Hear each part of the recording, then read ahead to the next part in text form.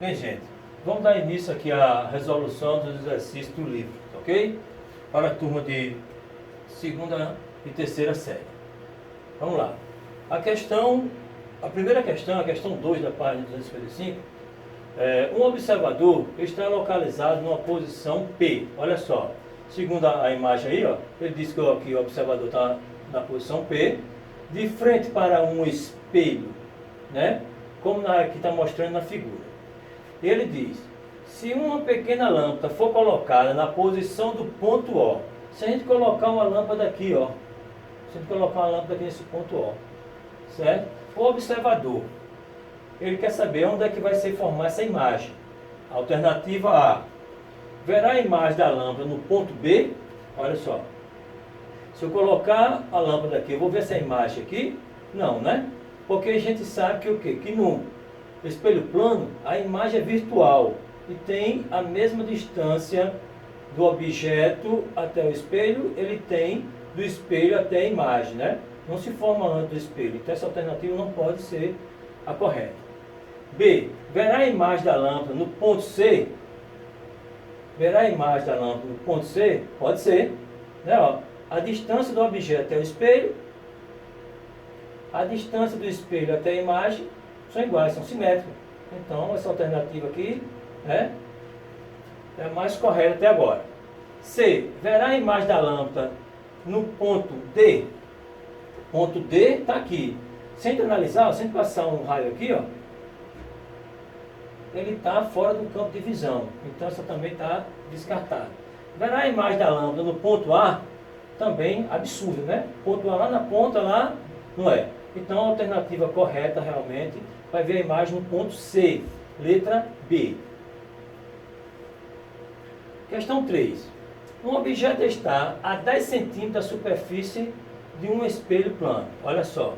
Um objeto está a 10 centímetros do espelho plano.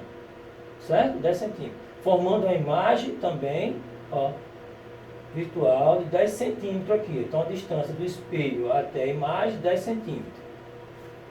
Um observador se posiciona a 40 centímetros do espelho. Então, ele está aqui, ó, a 40 centímetros do espelho, né? Esse observador está aqui, a 40 centímetros do espelho. E seus olhos se encontram na mesma altura do objeto. Calcula a distância em centímetro entre a imagem do objeto formada pelo espelho e o observador.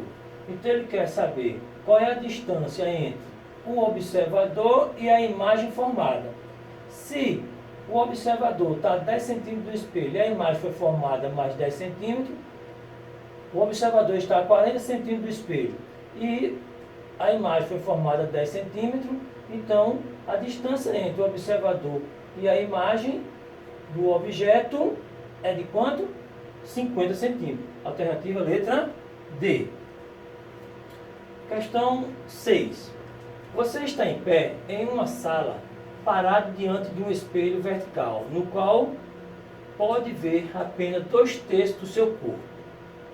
Considere as ações descritas a seguir. Então, tem 3 ações que você pode fazer nesse momento, para ver o corpo inteiro.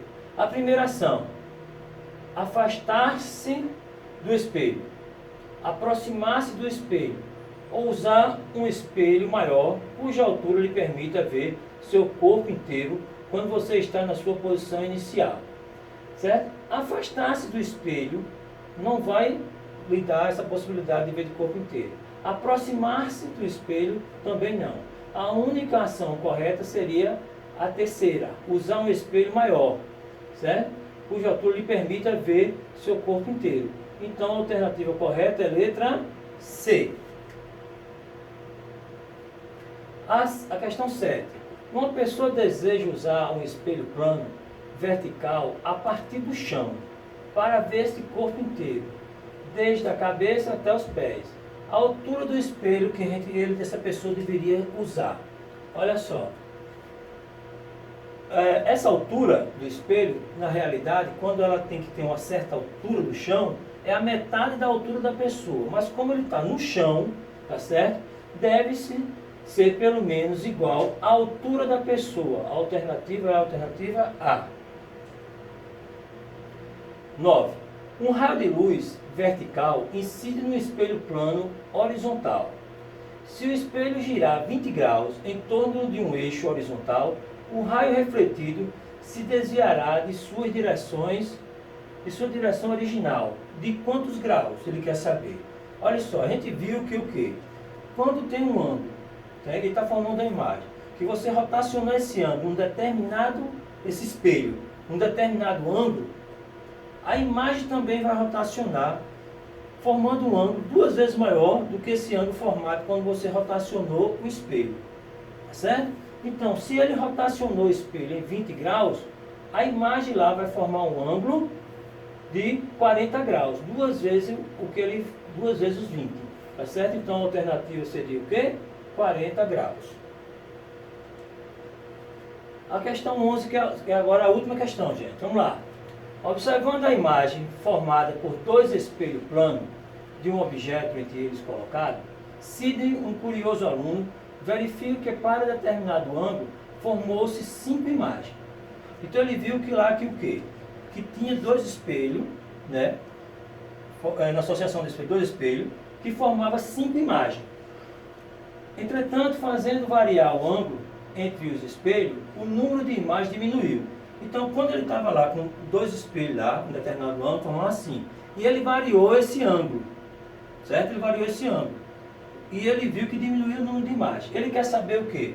Qual é o ângulo quando ele tinha 5 imagens e se ele variar esse ângulo, o que é que vai acontecer? Então, olha só, como está lá no desenvolvimento da questão, a gente sabe que o quê? Para calcular o número de imagens entre 2 espelhos, a gente pega 360 graus, divide por esse ângulo formado entre os espelhos e subtrai de 1.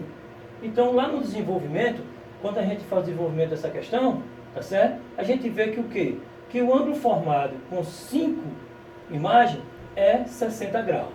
Então, a gente vem para cá, a gente só tem a alternativa A e a alternativa C, ok? As outras a gente descarta.